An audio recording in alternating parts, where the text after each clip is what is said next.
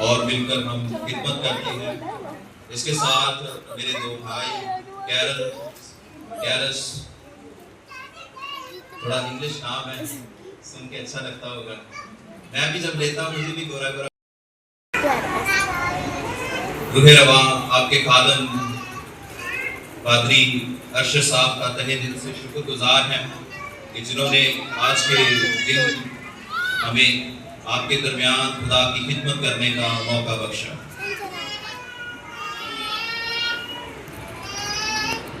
हम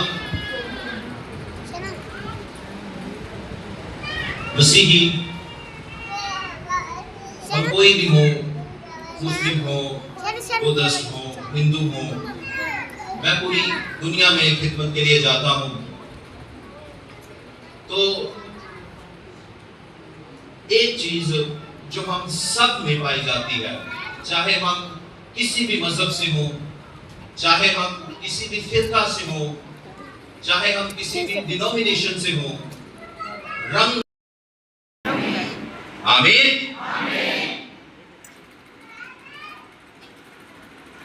और क्योंकि वो जल्द आने वाला है, तो वो हमारे जन्नत में दाखिल होना चाहते हैं। बाइबल की जुबान में हम उसे फरदौस या आसमान की बादशाही या खुदा की बादशाही। आप में से कितने लोग ऐसे हैं जो खुदा की बादशाही में शामिल होना चाहते हैं?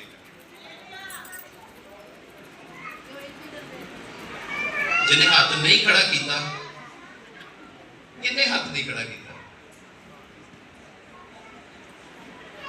कोई भी नहीं करेगा। कोई भी ये नहीं चाहता कि हम ना दाखिल हो। पक्का यूकेच इंजीनियर हूं। अगर 12 साल मैंने मेडिकल में स्टडी की होती तो पक्का मैं गैस्ट्रोनोलॉजिस्ट होऊंगा।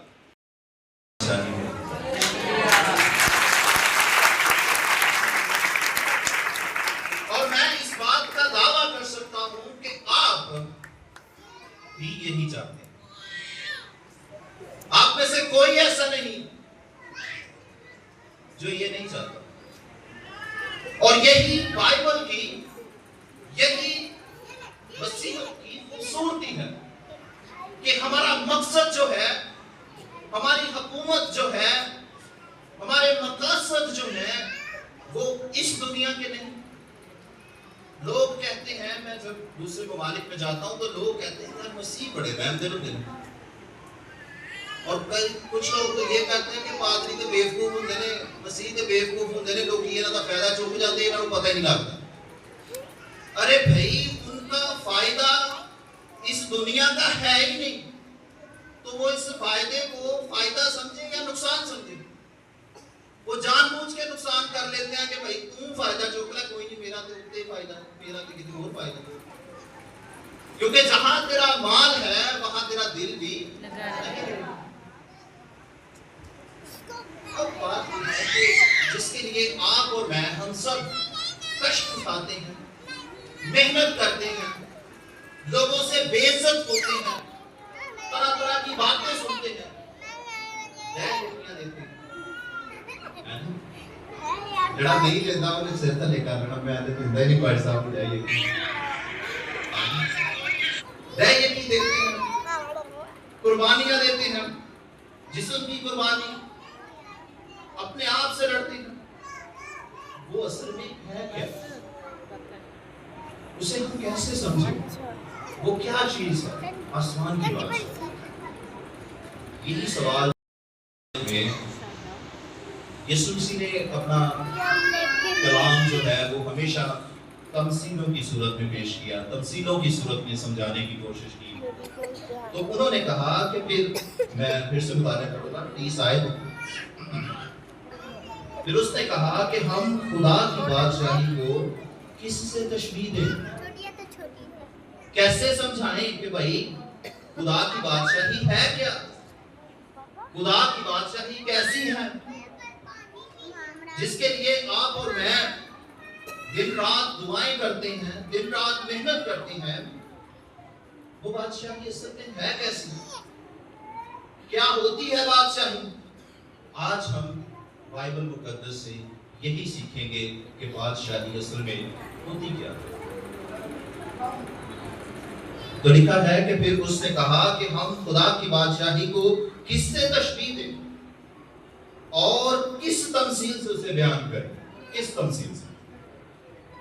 31वीं आयत में लिखा है, वो राही के दाने की मानी जब जमीन में बोया जाता है। राई का दाना, आप में से कितने लोगों ने राई का दाना देखा है? आप में से कितने लोगों ने सरों का तेल लगाया है? मेरे जब बाल गिरते हैं मैं तभी लगाता हूँ, वैसे तो मैं भी तेल लगाना पसंद नहीं करता। जब मेरे बाल गिरना शुरू होते हैं तो मैं बहुत परेशान हो जाता हूँ। फिर तो मेरी बीवी जो है वो तरह तरह के तेल ला के मेरे मत्थे मारती थी, ये भी लगाओ, ये भी लगाओ, इससे ठीक होगा, इससे ठीक होगा। तो मैं कहता हूँ खुदा ने मुझे नया जिस्म दे देना, मेरे बाल झाड़ भी जानती, कोई गल नहीं है। ज्यादा तो ज्यादा की कह रहे हैं कि चमत्कार बाजी आ गया, चंगा नहीं सब खुदा का नूर मेरे। राई का दाना छोटा सा होता है, कहा कि तमाम बीजों में, सारे बीजों में सबसे छोटा, बिल्कुल छोटा सा।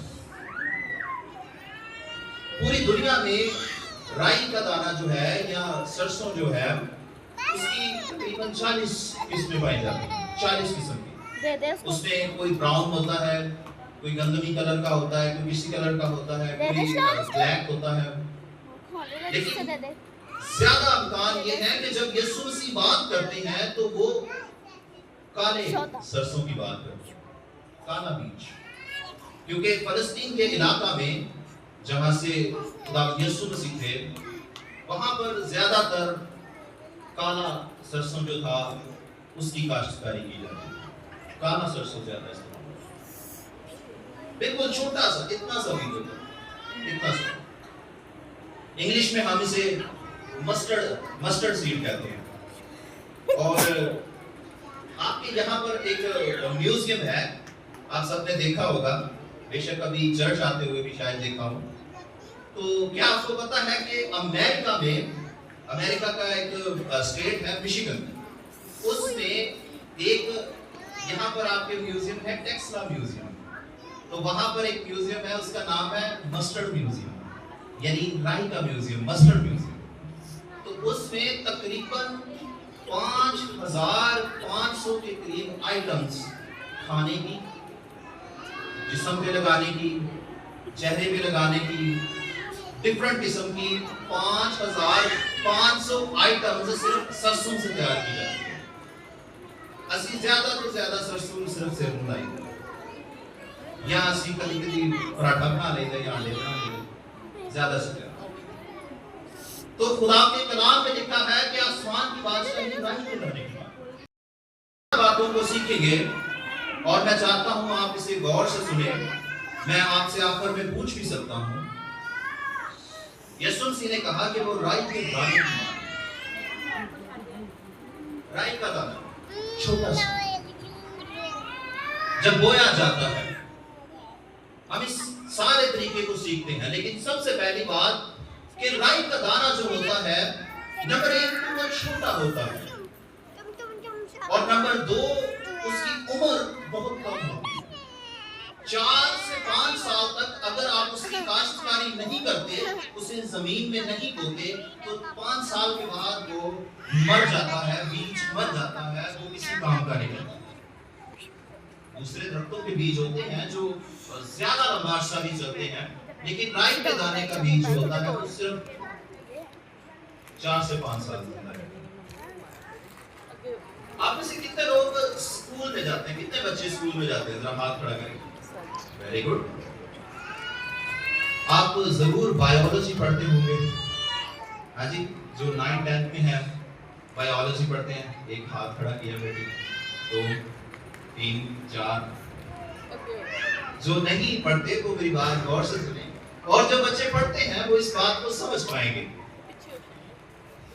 जब एक बीज बोया नहीं जाता, उसकी कंडीशन को बायोलॉजी में हम कहते हैं डार्कनेस, यानी सोई हुई हालत, बेकार हालत। नाअहली, किसे काम करेंगे, नकम्मा। ऐसा जो बोया ही नहीं गया, जो जिंदा तो है, जमीन पर चला तो फिरता है, लेकिन किसी रूहानी तौर पर सोया हुआ। जिस्मानी तौर पर तो ज्यादा सो लेते नाक के अंदर 4 साल तो बंदा सो नहीं सकता। रूहानी तौर पर सोया हुआ ऐसा शख्स जो सोया हुआ, हमें खुदावंद यीशु मसीह ने बचा लिया, हमारे लिए अपनी जान का नजराना दिया, और हम राई के दाने की मानद ठहरे।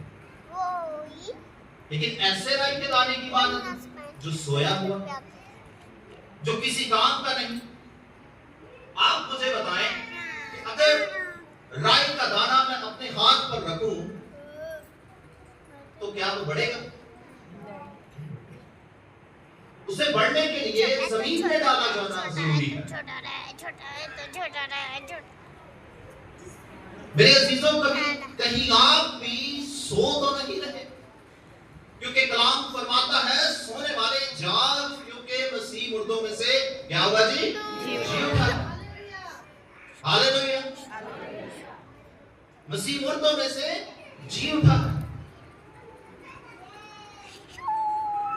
लेकिन हम अब भी रूहानी तौर पर सो रहे। हम सोए होते हैं तब भी जब खुदा का कलाम सुनाया जा रहा होता है। युक्तुस नौजवानों के अंदर बड़ी कुव्वत होती है। आज जिस पलूस को, जिसकी बातों को हम खुदा के कलाम में पढ़ते हैं, पलूस रसूल उसके यहाँ कलाम सुनाने आया, तो वो खिड़की पे बैठा कलाम सुन रहा है, और कलाम सुनता सुनता सो गया। कलाम तो सुन रहा है, खुदा के लोगों में भी है, जैसे आज आप चर्च में हैं, कलाम भी सुन रहे हैं। पर मुझे ये हाँ जी, कई दफा तो जब कलाम की बारी आती है तो लोग सीधे जो टेक ला लेते हैं, सौंदा टाइम आ गया, चलो हम भाई साहब ने 45 मिनट बोलना ना, उधर आग खला लो। सोए हुए हैं, जाग नहीं रहे, दुआ नहीं कर रहे। खुदावंद यीशु मसीह ने कहा जागो और क्या करो? दुआ करो, एक्टिव रहो। तो जब पौलुस कलाम सुना रहा है तो की गीता जी आओ खिड़की तोड़े गया। यकीन जाने कि पौलुस कलाम सुना रहा है और पौलुस कमाल का कलाम सुनाने वाला है। पौलुस कलाम सुना रहा है तो वो गिर गया। लेकिन अच्छा कलाम। अब मुफक्कर से यूं कहते हैं, स्कॉलर से यूं कहते हैं कि भाई उसका इंटरेस्ट ही नहीं है कलाम। वरना अगर कलाम सुनने वाला हो क्यों उनके पास सारी जिंदगी कलाम सुनाई जाए, उन्हें कड़ियां नहीं देखना ना, उन्हें सोना।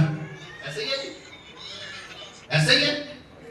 तो फिर तुम्हारा भी जितना मर्जी का कलाम सुना लो। नहीं भाई साहब ना इतना करो। हाँ जी, तो सो गया। हम भी सोई हुई हालत में हैं।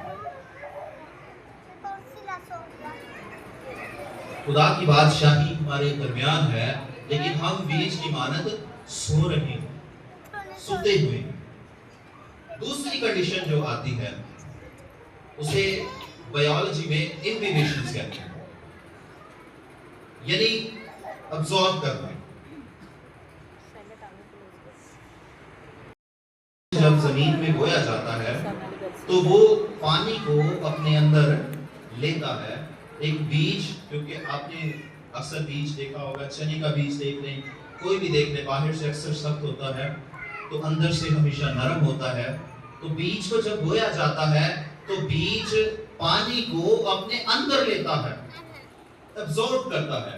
इस वाटर अब्जॉर्बेशन को बियोलॉजी की जुबान में इम्बिबेशंस कहते हैं, यानी जब पानी को अपने अंदर लिया जाता है। तो यीशु मसीह कहते हैं कि जब तक वो बोया ना जाए। अब बात यह है कि आपने खुदा को कबूल किया, आपने अपना वक्त खुदा के हाथ दिया। मुझे पता है आप संडे वाले दिन किसी फूफी के हाथ भी प्लानिंग कर सकते थे कि आज चलो उधर जाने हैं, छुट्टी है। नहीं, आपने अपना वक्त दिया, खुदावंद को अपना वक्त दिया। हालेलुया। इस बात के लिए आपके लिए तालियां होनी चाहिए।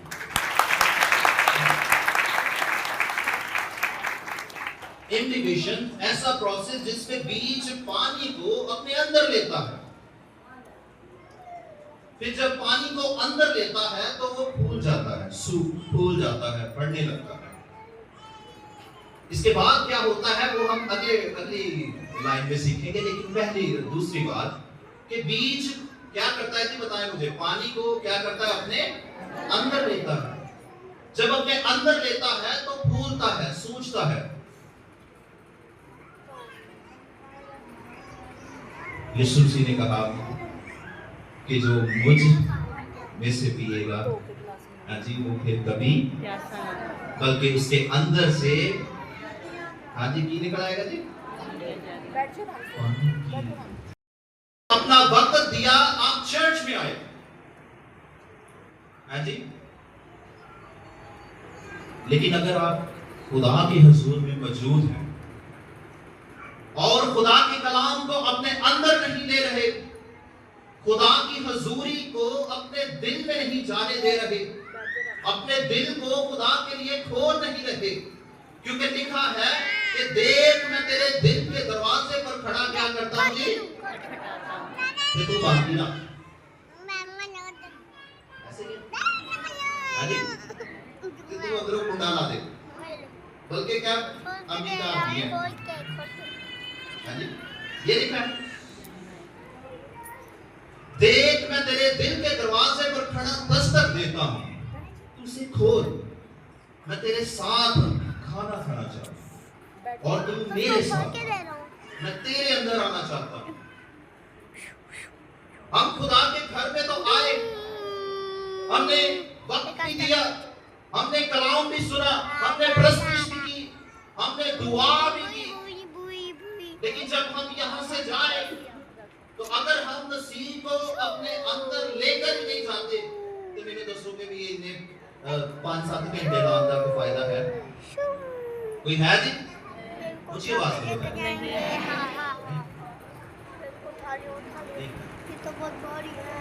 एक दफा मैं 3-4 गमले लेके आया,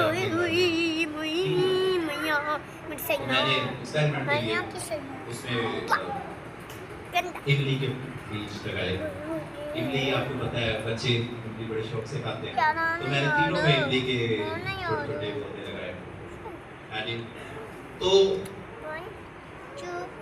तीनों को मैंने अपने घर में सीढ़ियों के ऊपर रख दिया।